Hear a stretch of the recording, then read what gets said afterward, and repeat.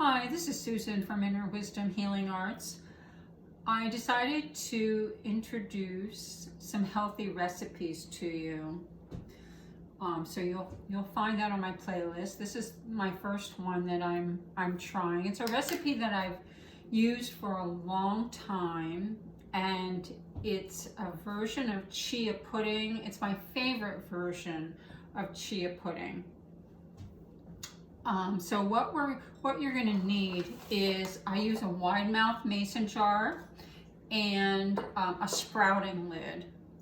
You can use pretty much anything, but what you're going to need that for is to soak your raw cashews. That's what I use as the base. So anything that gives you the ability to soak them and then rinse them, even a piece of cheesecloth would work fine. Now for the raw cashews, I have gotten the broken pieces. I figure, cashews can be a little expensive, and I'm going to be blending them anyhow. So getting the pieces is more economical. And these are by WeGoNuts.com, and I know I got them on Amazon. I will post my affiliate link down below, and appreciate your support. Get a small commission every time you purchase something from one of my affiliate links. So I'm measuring out 1 cup of raw cashews. Okay, I'm going to put it in my wide mouth mason jar and grab the ones that tried to slip away. Okay, and now I'm going to use a good water to soak them in. A pure filtered water is good. I don't use tap water. So I want these to soak, so I'm going to fill it above the cashews, and you want to soak them at least 2 hours. You can soak them overnight.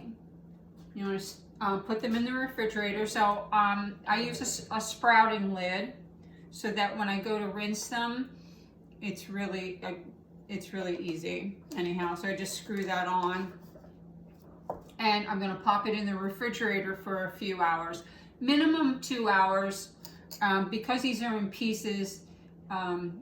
It's pretty quick process. So I'll be back with you soon after they soak, and we'll continue the recipe. Okay, I soaked my raw cashews. It was 1 cup of raw cashews. I soaked them in pure water, pure filtered water overnight, because I didn't have time to get back to it, so that's okay. The next step is I'm going to drain them. So hang on, I'm going to run over to the sink and drain the water. I'm back, and that's why one of the things I love about this is these tops, these sprouting tops, make it so easy. So I'm going to take my raw cashews that are soaked and put them in my blender. Okay. And get them all. Let's see, get my spatula out. I don't want to lose any of them. Okay, I got them all. Now, I'm taking a can of coconut milk. I usually use the regular coconut milk. This happens to be light, so I'm going with it. And just pour a whole can in.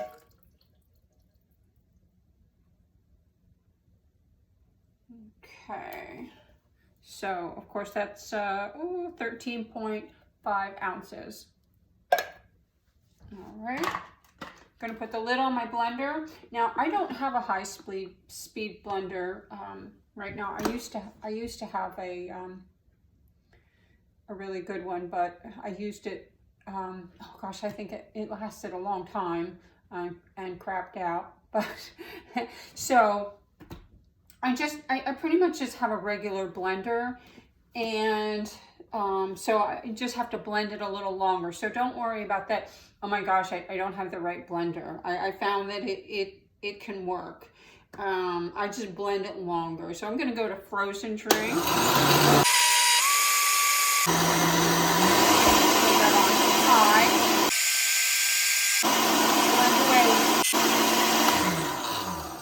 And then I usually even use the ice crusher on it a bit too. The ice crusher option.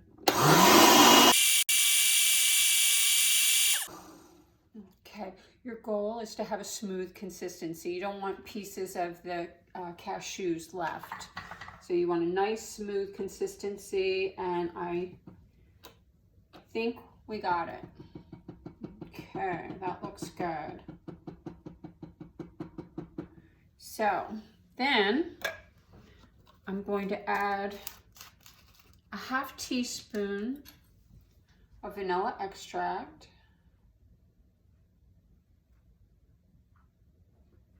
Ooh, and I forgot to get my sweetener out. Let me just get my cat out of the way. I had to double check my amount. And I use agave.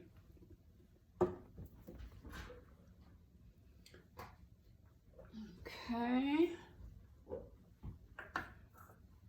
I always try to get as much organic as possible. So this is a raw blue agave. You can also use, oh boy, hang on. I'm gonna run and get my other bottle. You can use maple syrup, but I find maple syrup has a distinctive taste to it, but it is definitely workable. And I'm choosing this as a sweetener because of the low glycemic effect on your body. Avoiding white processed sugar. So if you want to try a different sweetener, you can. I would just look for something that is really body friendly. The white sugars are not. So hang on 1 second. I have to go get my other bottle. Okay, I'm back. Now I don't make this super sweet. I like it more subtly sweet. So of course, you know, give and take. If you like your sweeter, you may end up needing to add a little bit more.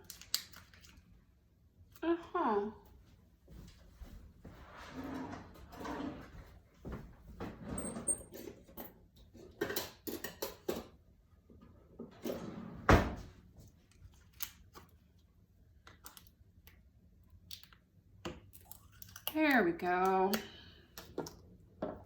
Okay. So I'm going with 1/4 cup of agave. And I'm going to pour that into my blender. Use my spatula. I don't want to leave any of that behind.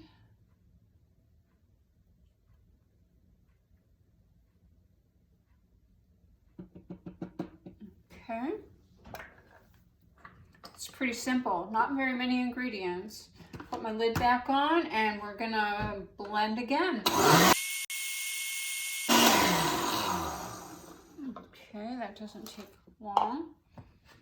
And we're gonna take our delicious concoction and pour that into a bowl.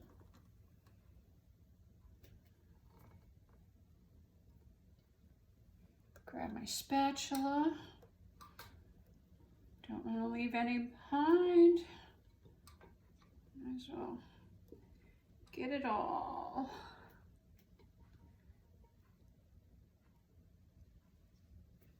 Okay. So we have that. Then I'm going to take a 1/4 cup of chia seeds and sprinkle that on.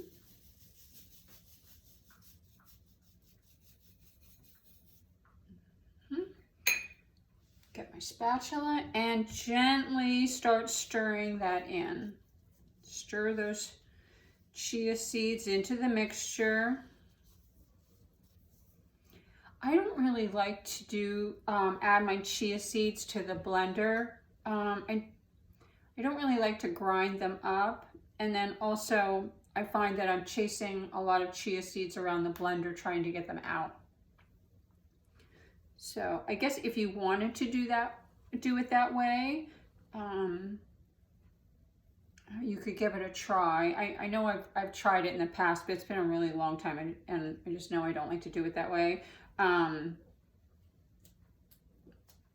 Your blender might grind up your chia seeds a little bit more, and not that that would be a bad thing. You could always experiment with it and see if you like that consistency better. Cooking can be a little bit like experimenting.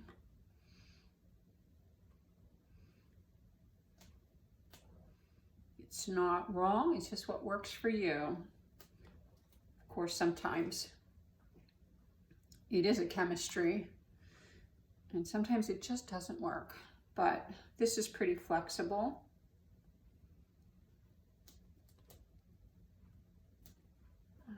Okay, I think I have that pretty well mixed in.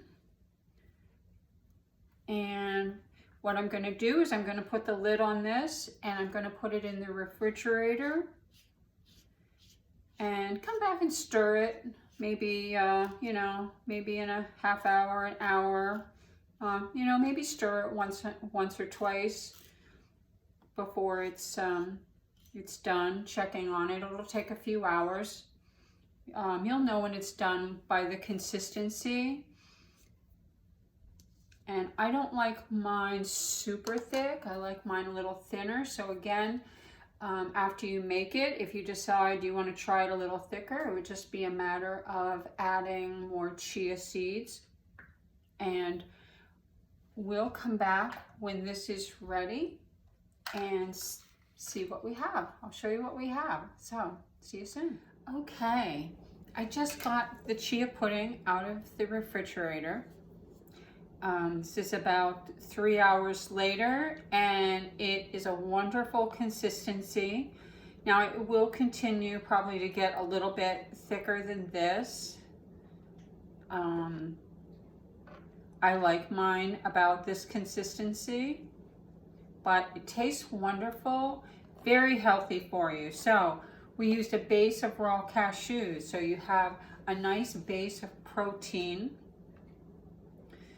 The coconut milk gives it a subtle coconut flavor. If you want to increase the coconut flavor, instead of using the vanilla extract, you can use coconut extract. I've done that before. And then serve it. You can, it's great by itself, or you can top it with fresh fruit. It's great with fresh pineapple, mango. You think what goes with coconut? Strawberries, peaches, frozen fruit, or a mixture of fruit salad, papaya. The chia seeds are a great source of fiber, and your omegas. There's a little bit of protein in the chia seeds, so it's a healthy treat that honestly you could eat this for breakfast or anytime. So it makes, yeah, it can make a you can add it to your breakfast. Depending on, you know, if you want to make it sweeter, to make a sweeter dessert. I like mine a little more subtle. And I am also going to be posting a recipe for a strawberry fruit sauce And then once I get that video done, I will add it to this link. I make fruit sauces with chia seeds also, and they're great on top. So if you try the recipe, I'm going to actually write the recipe down below also in the description section. Let me know if you made it and what you thought. So I hope you enjoy it, and please subscribe and check back for more recipes to come. Thank you.